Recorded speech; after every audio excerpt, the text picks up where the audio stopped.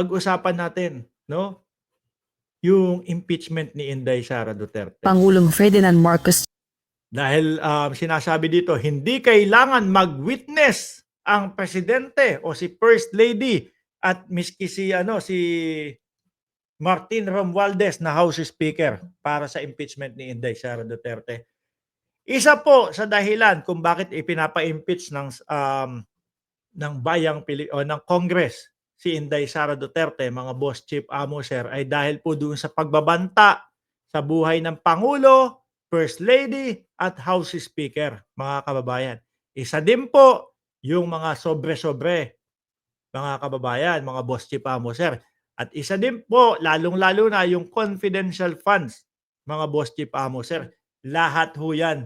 No? Lahat ho yan ang reklamo doon para ma-impeach ang Vice Presidente. Ngayon, kailangan ba? Dahil nga, si First Lady, Pangulo at House Speaker, yung pinagbabantaan, kailangan pa ba silang nandun? Sabi dito, hindi na daw eh. Pakinggan natin. Evidence, and it's the mere fact of saying those things that the Vice President is charged under Article 1. So hindi po natin kailangan na mag-witness ang Presidente, ang First Lady, ang House Speaker para mapatunayan na nagkasala ang Vice President under Article 1. nakapaloob sa Article 1 ng impeachment complaint laban kay Vice President Sara Duterte ang pagsira sa tiwala ng publiko, matinding paglabag sa konstitusyon at pag-commit ng high crimes dahil sa umano'y pagkontrata ng assassin at planong pagpapatay kina Pangulong Ferdinand Marcos Jr. Pero miski ho tayo, mga kababayan, nakita natin lahat yun. Ano? Nagwawala si Inday Sara Duterte, hindi mapigilan yung kanyang sarili. Sabi nga ni Tunying, dapat nirerendahan din ng Vice Presidente yung kanyang bibig. Yung mga hindi na dapat sinasabing ganun, medyo nag-hold siya. Wala eh. Hirap po. Stress na din po yun, mga kababayan. Hindi kayang ipaliwanag yung confidential funds. Kaya ganun, umabot sa punto. Dinagdagan yung problema ng pagbabanta sa buhay nitong tatlo na to. Pangulo, asawa ng Pangulo, at itong si Martin Romualdez na House Speaker. First Lady Lisa Araneta Marcos at House Speaker Martin Romualdez, si House Assistant Majority Leader San Juan Lone District Representative Bel Zamora, kasama si House Deputy Majority Leader Iloilo 3rd District Representative Lawrence Defensor ang tututok sa Article 1 ng impeachment complaint. Ayon sa San Juan City Congresswoman, hindi na kailangang humarap ni na PBBM, First Lady at Speaker sa gagawing paglilitis sa Vice Presidente. Hindi, tsaka meron na di ba? Recorded, panigurado yung video na yon. At ipe-play lang ho nila yon. Doon na nila pagbabasihan yun. Tsaka ako tingin ko ho dyan, mga bossing. Sabi ni tama, di ba? Ngayon ko lang nabasa si Sir John Albiac. May video na po as evidence. Di ba? Ako ho, mga kababayan, sinasabi ng mga DDS na wala naman eh. Kapag kami nangyari lang sa kanya, saka palang kikilos yung inutusan niya. Pero simulat sa pulo, nandoon na yung may plano at may kausap na. Yung tipo bang, nandiyan na, nakaplano na, ay saglit lang, palitan natin yung palitan natin. Huwag mo na palang hintayin na mamatay ako. Gawin mo na yung plano natin. Di ho ba, mga kababayan? Nandun na yung plano eh. Meron ng papatayin.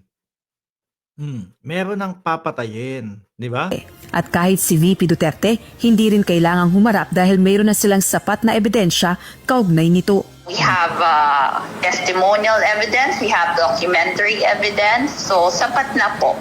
Tinutukoy ng kongresista ang mga binitiwang pahayag ni VP Duterte sa isang press conference noong nakalipas na taon. May kinausap na ako na tao. Sinabi ko sa kanya, kapag pinatay ako, patayin mo si BBM, si Lisa Araneta at si Martin Romualdez. No joke, no joke.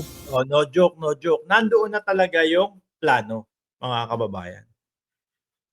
Ako nakikita ko dito kung ano ang dahilan kung bakit nasabi ng Vice Presidente niya. Wala na patong-patong na ho eh. Sa sobrang ang ginagawa nila pag-iwas na sagutin, hindi na nila kayang iwasan, Kaya ayun, press conference tayo. Nandun kasama yung mga vloggers doon, ha. Nagtatanong nga yung ibang mga vloggers dun, eh. Oh, yung iba napagalitan pa ni VP Sara, mga bossing. Sa sobrang stress, iwas ng iwas sa pagpapaliwanag, ayun, umabot sa punto na ayan, 'pag ako namatay, eh, may inutusan na ako patayin si Lisa Marcos, si President Bongbong Marcos at si Martin Romualdez, na House Speaker. Nagdilin na ako, ma'am. Pag namatay ako, sabi ko, huwag ka tumigil hanggang hindi mo mapatay. Paano kung nasagasaan lang ang Vice Presidente? Paano kung ang kinamatay ng Vice Presidente atake sa puso? Wag naman po sana, di ba? Sabi sa akin ng Vice Presidente, pag namatay siya,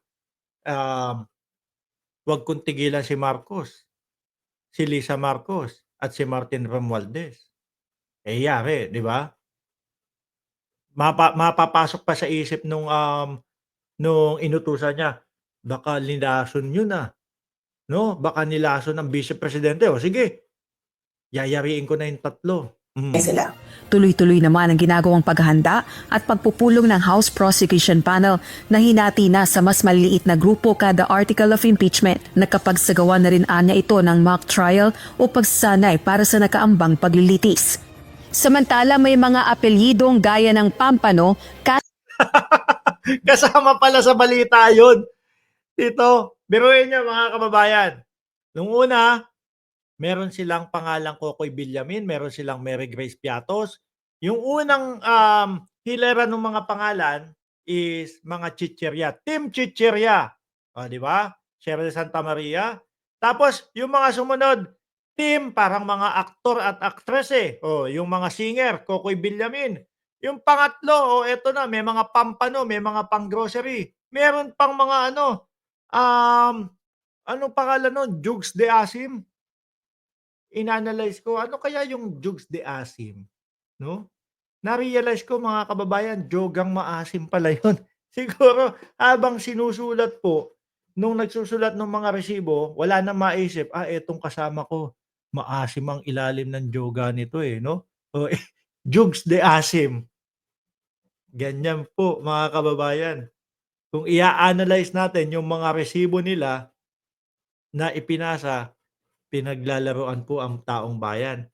Sabi naman po, okay lang daw yung mga alias na ganyan. Kung meron po silang mga pagpapaliwanag kung sino po yung si Jugs de Asim o kung sino po si Dodong o yung Ting Dodong, wala po mga kababayan. Sino si Pampano? Pampano isda yun eh. Paborito kong isda yun eh kasi malasang-malasa. Malasang-malasa 'pag pinrito mo, naku, lalo na 'pag deep fry. 'Di ba? Okay lang daw ho 'yan, kaya lang kailangan may nakahiwalay na papeles o dokumento para ipaliwanag kung sino 'yan si Jugs de Asim. Sabi ko talaga yung Jugs de Asim hindi ko makakalimutan, bakit 'to, ano? Ano,